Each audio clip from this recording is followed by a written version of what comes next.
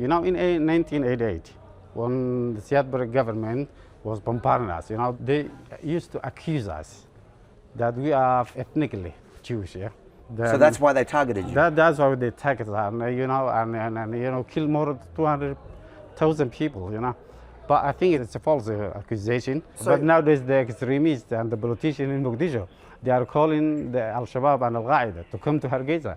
Even the president, even the Minister of Defense, he said there is a Jewish in Somaliland, go and fight with them. They're encouraging they encourage him to come here and fight with us. You to avoid fighting with them. Yeah, that's great. Because you're Jewish, apparently. Because they call him that. My message to Donald Trump. Donald Trump, we love you. Somaliland people don't hate you as many Muslim countries do, as the failed state of Somalia and Ilhan Omar do. The only message I'm sending you is, please recognize Somaliland.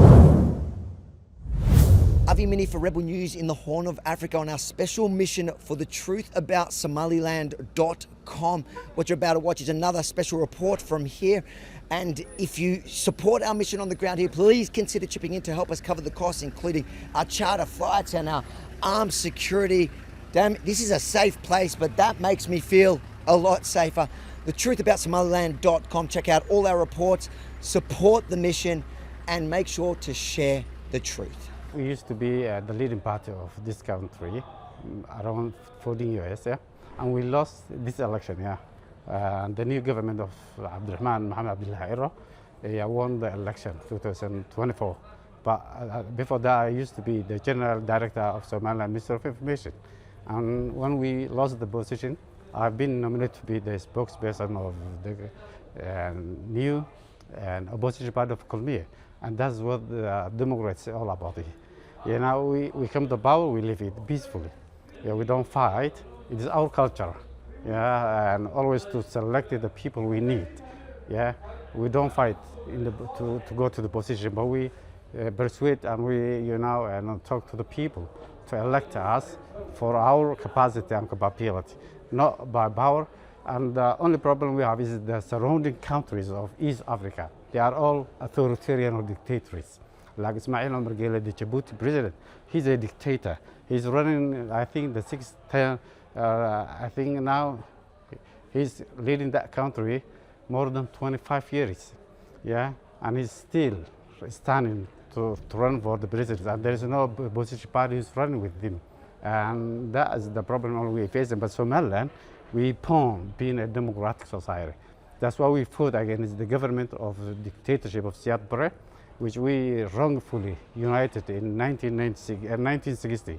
And after when we got our independence from the British protectorate, and we were at that time the first country recognized us as a state was Israel.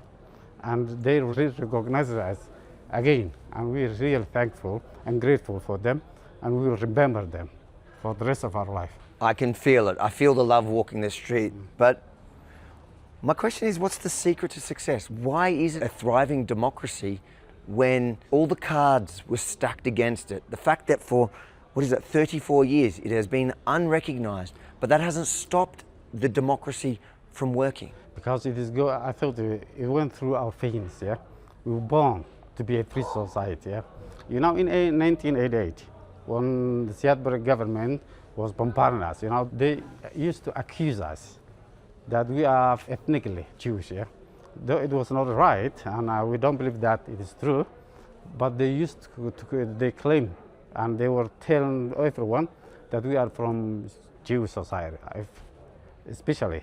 So that's why they targeted you? That's why they targeted us, you know, and you know, killed more than 200,000 people, you know. But I think it's a false accusation, but they wanted to persuade the society around us. You know, every Somali corner around us, Djibouti, some part of Ethiopia, Somalia, they all accusing us that, so as to kill us, you know. Because, you know, and in the Muslim society, there was hatred, you know, and make the people to believe that Israel is an enemy, and the Jewish people are enemy.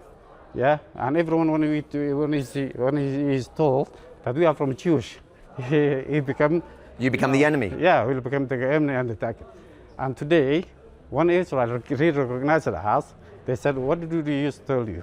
Yeah, these guys have a relation with Israelis, yeah, but we don't believe that it's true. but maybe we have similarity. Yeah, we are a strong society. We are people good at trade and business. We make the money, and they all know that. And we are more wise and intellectual more than them. While they are fighting, we are pulling our society. While killing one another, we are arguing, and and persuading society which one can be elected as a government. But nowadays the extremists and the politicians in Mogadishu, they are calling the Al-Shabaab and Al-Qaeda to come to Hargeisa. Even the president, even the Minister of Defense, he said there is a Jewish in Somaliland, go and fight with them. They're encouraging, they encourage him to come here and fight with us. You to avoid fighting with them. Yeah, that's great. Because you're Jewish, apparently. Because they call him that. I've noticed in this country, it's 100% Muslim. It's very Sunni Muslim, very conservative, very religious. Women are scarved, men are praying 5 times a day, but you don't have a problem with extremism. Why? Because our society are so, well aware what the extremists are. They are not a good Muslim. They are one, in our religion, killing one person, whichever religion he believes, is that you kill the whole society. Sure, but the terrorists say, but it also says you have to kill the infidel. Yeah, they are against of our religion. There is an ayah which says, "Lakum dinukum waliya din." Let everyone have his own religion. We not fight with our differences. Yeah, we can argue. I can tell you that Muslim is better than religion, please. But I must persuade and make you understand that it's good, but not force you to do. Yeah, but I can spread my religion, but not fight for it. Yeah, the people, one Muhammad, Prophet Muhammad, peace of Allah be upon him, when he used to live, he didn't fight after that ayah. When he said, "Lakum dinukum waliya din." Yeah, but that's the problem. Yeah, our society are aware of that the terrorists are not Islam. They are not good Islam. Yeah, we are the best Islam living here. We are 100% Muslim and Sunni, and we don't hate you. We don't hate anyone. We hate the one who is against us. And these are the Somalis living in Somalia, and Ismail Miguel living in Djibouti. The ones who call us that we are Jewish. The ones who want our blood, and to spread on the ground. Yeah, these are the ones who are our enemy. Now we know our enemy. It's interesting because when I hear, this country, when I ask people about why you support, why you don't like the extremism, you say it's not Islam, and you quote specific texts which says, like the one that you say, killing one life is like killing the whole world. That's also in the Old Testament according to the Torah. It's the same line. I think that's maybe where it originated. But they'll quote different texts that says, well, you have to kill the infidel, or the hadith that says, on Judgment Day there's going to be a Jew behind me and the rock is going to call, "Oh, Muslim servant of Allah, come and kill me." How do you square it off? How do you ignore the parts that the extremists use to hate the Jew?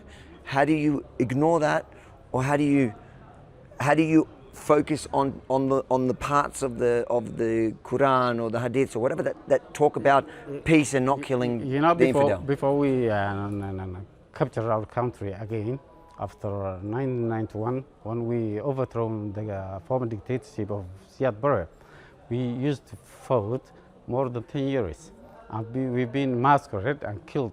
And our people were killed more than 200,000 people by the former regime of Ziad Barre. And when we came to this country, we so tired to fight. We didn't want to fight anyone. And we were building our society because nobody had anything to eat here when we came back. We were all from, one is the Hargeisa. There was no anybody who were born for Hargeisa and living there. We all evacuated from Hargeisa and Bur'an, Berbera, and Erigavo. And when we came back, we had nothing. We were building our society. And now you see how Hargeisa is. Let me just ask you, how do you stop extremists? Look over the border in the failed state of Somalia. People are well aware. They are in alert. Even if you go somewhere now, if you try now, you are similarly, you are not Somalilander. If you go and try to rent a house, the people will check you, yeah, and will know who you are exactly. We are an oral society. And if they find out I'm an extremist jihadi, what will they do? They will catch you. And what will they do? From the government. They'll go to the government. How many times where the jihadists try to come in here and the society caught them before the government? And what does the government do? The government will arresting them. And if you go to the jail, there are a lot. All the jihadis are there? There. The people, some just try to escape from the jail, and the teenagers around the jail caught them again, and then arrest them back. Do you think the West can learn from Somaliland when it comes to dealing with radical Islamists? They can learn us a lot, because we are 100% Muslim. These guys fighting, we know them. We know their names. We are the same society. We can understand what they're talking about. We have the same language. Though we have different accents, but we have the same. Yeah, we can know it, and the international community can learn from us. Yeah. I have two parts of that. When it comes to the international community, I'm talking about part one, the Islamic community in the West, for example. Do you think they should learn from Somaliland as a community to draw out the terrorists that are building amongst them and report them to the government? Yeah, they can learn us. Yeah, you know, if the society in the cities or the villages in Somaliland, if they don't, you know, if they don't check everyone around them, they are in danger, they are in trouble, like Mogadishu. This terrorist is not leaving anyone behind. He's killing everyone. Then you must inform the government that there is someone you don't know what he's doing. Even some people come there and they get a house and try to rent, but the people and the neighbors, they come and then ask you, who are you? Where did you come from? And nobody will rent the house before he screened you. Yep. Yeah, that's why we are happy and peace. Yeah. To the Western governments, so part one, it relies on Muslim communities in Australia, in Canada, in Britain, to find the problem within their community, the cancer, and to report it to the police. But it also relies on the police and the government to do something. In the West, many of the governments are too scared. They want to be politically correct. They're scared that if they take jihadis or Islamic extremists off the street and they put them in jail like they do in Somaliland, the world, the country, everybody's going to say, oh, you are racist, you are Islamophobic. Do you think that the Western governments should be less afraid to confront the problem? We can go there for an exposure visit, you know, we can tell them and they can come here and learn from us. The governments can come here, learn from you, that you don't need to be afraid, and it's not racist to fight Islamists. No, you are Jewish, isn't it? I am. You know, the Muslim society hate mostly you, isn't it? And you can go around here. How many people are there? Everybody is there a soldier who is guiding you? Is there any bodyguard you have now? This is why I want the West to learn. Yeah, I'm here. You are free. You guys practice Sharia. If you are a Christian or Jewish or Buddhist or anything, you can live here peacefully. Just no alcohol. No. No government helped us. When we built from bottom to up, yeah, we built from bottom to up. Nobody helped us. Nobody helped us, and nobody contribute our budget, annual budget, to anything. You know, while the international community helps Somalia, and you know that money at the end of the day goes to the terrorists, yeah, and the world is giving that money to the failed state instead of us, and that we are good. We're not complaining because we can put our own. You don't need the you don't want the foreign aid. You don't want foreign aid. We don't want any aid. You want to succeed. We need a cooperation. We need a trade. We don't need any help. You know, we don't want to ask anybody. The West should to feed us. The West should be recognizing that. The West should be embracing that, shouldn't they? Yeah, they should be. They should be, you know, pray and and be happy.